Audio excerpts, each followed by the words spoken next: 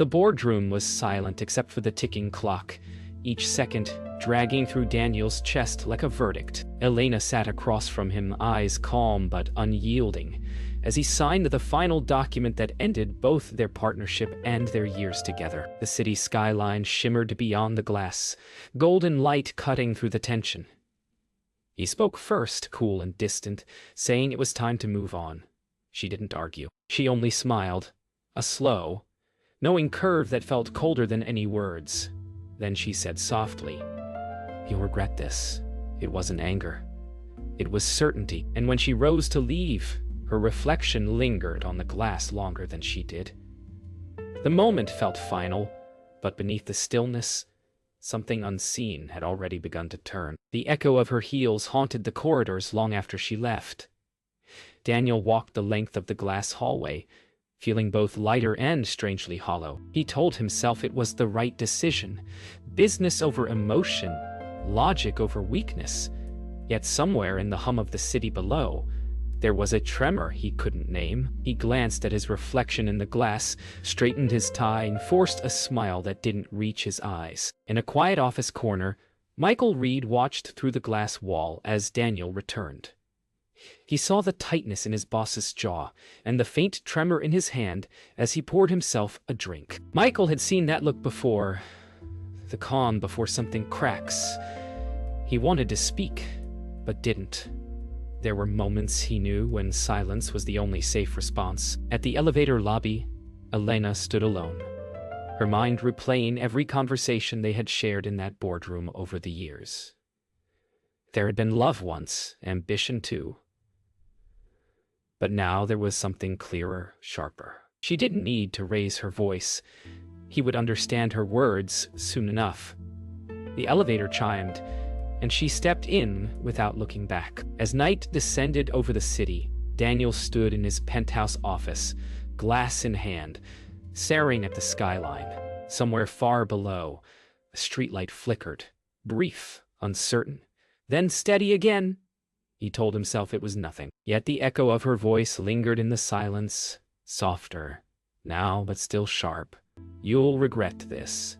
He sipped his drink and didn't see the flicker of the security monitor behind him. The next morning came bright and careless, sunlight spilling across Daniel's penthouse like a promise. He moved through the rooms with the ease of a man who believed the world still belonged to him. Coffee brewed, phone buzzed, markets opened.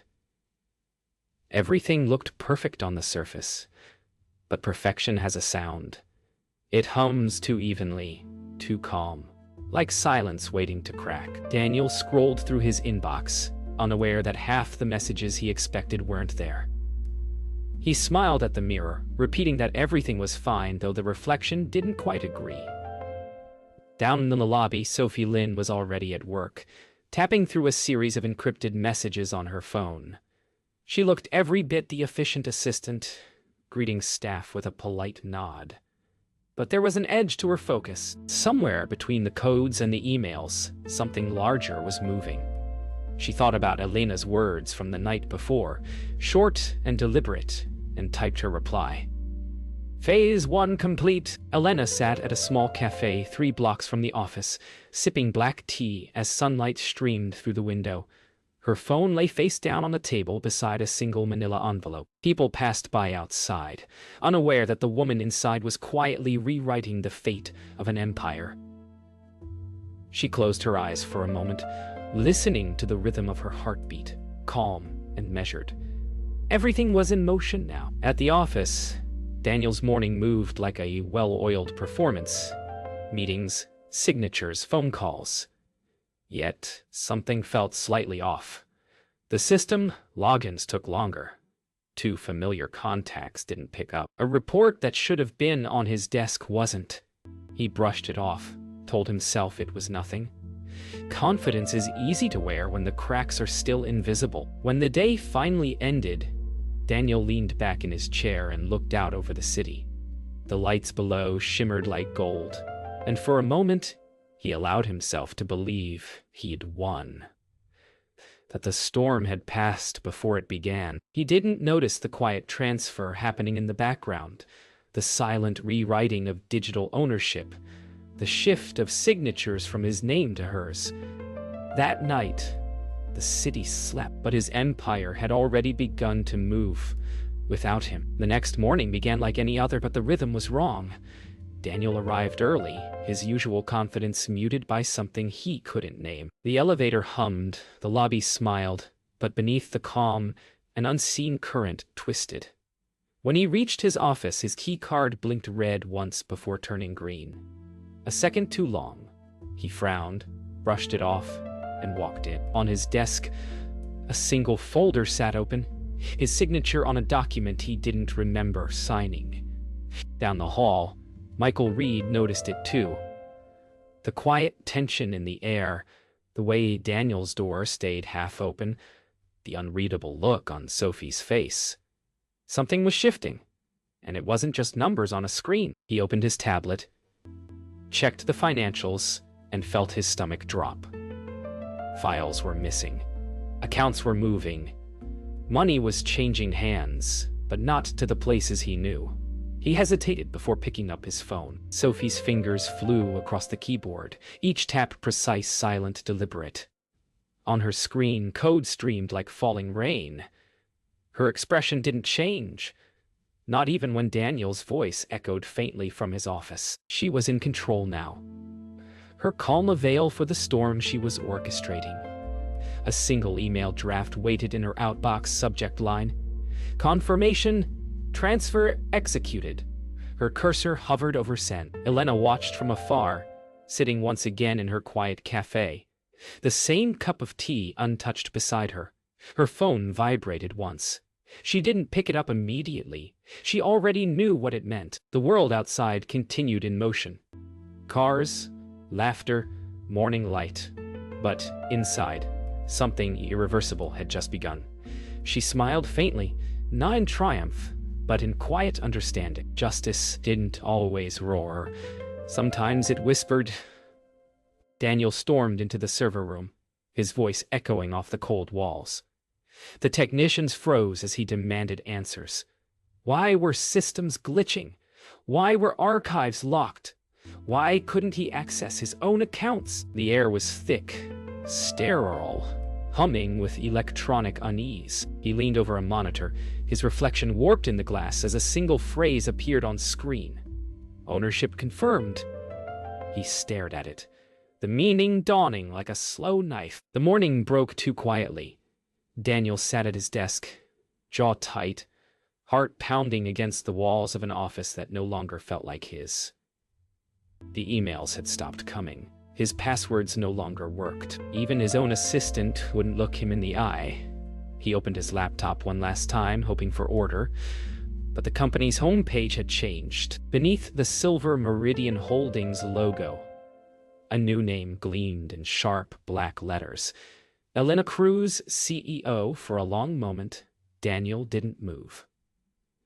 The silence was complete. Michael burst into the office without knocking, the shock written plain on his face. He didn't need to say a word. Daniel already knew. They stood there in silence, two men staring at a screen that didn't lie. For years, they had built this empire together. Every deal, every late night, every lie. And now, with one signature, it was gone. Michael's voice came out low, almost trembling. She planned this, didn't she? Daniel's reply was barely a whisper. She warned me. Across town, Elena stood in front of a mirrored elevator, calm and deliberate, her reflection composed. In her hand was the final document, a legal transfer, time-stamped, verified, and irreversible. The world might call it revenge, but to her, it was simply balance. She had given everything once. Her ideas, her loyalty, her heart, and received betrayal in return. Now she was taking back what had always been hers. When the elevator doors opened, she stepped inside, her reflection splitting into two, past and present. Sophie sat alone in the IT control room, the hum of machines around her. She stared at the transfer log on her screen. Everything done. Seamless. Flawless. She took a deep breath, then deleted the trace of her work with one keystroke. It wasn't guilt she felt, only relief. She looked up at the security camera in the corner, knowing Daniel was probably watching from somewhere, trying to make sense of what had happened. She whispered under her breath, "You should listen to her." Back in his office, Daniel stared at the contract Elena had left on his desk. His own signature was there. Authentic, verified, undeniable. He didn't remember signing it, but it was his. The edges of the paper trembled slightly in his grip. He sank into his chair, breath shallow, the reality washing over him like cold rain. Somewhere in the silence, the words echoed again. "You'll regret this." And for the first time, he truly did. The elevator ride to the 42nd floor felt endless. Daniel's reflection stared back at him from every polished surface, pale and furious. When the doors opened, Elena was already there, standing by the window, calm as sunrise. For a moment, neither spoke. The silence between them carried everything they'd built and destroyed. He took a step forward, voice low and shaking. "How long?" She turned to him slowly, her eyes steady. "Since the day you stopped listening." "You think this is justice?" Daniel's voice cracked through the still air. "You stole everything I built." Elena didn't flinch. She walked closer, every step measured, her heels quiet against the marble floor. "No, Daniel," she said softly. "I took back what I built. You just never noticed I was the one holding it all together." The words hit harder than he expected, because he knew, deep down, that she was right. Michael entered quietly, unsure whether to interrupt or retreat. The air was thick, electric. He looked from Elena to Daniel, then to the contract on the table between them. "It's over," he said softly. Daniel didn't respond. His gaze stayed on Elena, searching for remorse, but she didn't look away. Her calm wasn't cruelty, it was closure. "You warned me," he whispered. "I did," she answered. "And you laughed." Daniel's voice softened, breaking through the weight in the room. "Why didn't you just leave?" Elena's eyes flickered. "Hurt, history, and resolve, passing all at once. Because walking away with meant you still won." "I needed you to see it. To feel what it's like when something you love stops belonging to you." He said nothing. Only the city's hum filled the silence. The sound of a kingdom passing to its rightful ruler. She gathered the papers into her folder, slow and precise. When she turned to leave, Daniel reached out as if to stop her, but his hand froze mid-air. She looked back once, her expression neither cruel nor kind. "This isn't revenge," she said softly. "It's recognition." Then she walked away, her figure reflected across the endless glass, until she disappeared completely. Daniel stood alone, surrounded by everything that was once his, and now hers. Days blurred into one another. The call stopped, the meetings vanished, and Daniel's name faded from the headlines. The office that once pulsed with his presence now moved to a rhythm he no longer set. He walked through it like a ghost, watching strangers occupy his chair, his corridors, his company. The weight of it pressed against him, not the loss of money or fame, but of identity. He had built a world that could survive without him, and it did. In her new office, Elena moved with quiet precision. Every folder, every signature, every call carried purpose. She didn't gloat. She rebuilt. For the first time, the company breathed without arrogance, without fear. She replaced Daniel's framed motto on the wall with her own. 5 simple words written in ink. "Integrity builds what power destroys." When she looked out over the skyline, she felt peace, not victory. Michael watched the transformation unfold from a distance. He'd stayed on, loyal to neither side but to the truth. What he saw surprised him, not vengeance but renewal. Elena listened to her employees, mended old wounds, and made the place breathe again. When he crossed paths with Daniel outside one evening, they exchanged a silent nod. There were no accusations left, just the dull ache of consequences. Daniel sat alone in his apartment that night, the city stretching endlessly below. The noise of success, the constant pulse of ambition, was gone, replaced by the still hum of regret. His reflection in the window looked older, worn, but clearer somehow. He realized that for all his control, he had never really owned anything. Not loyalty, not love, not even himself.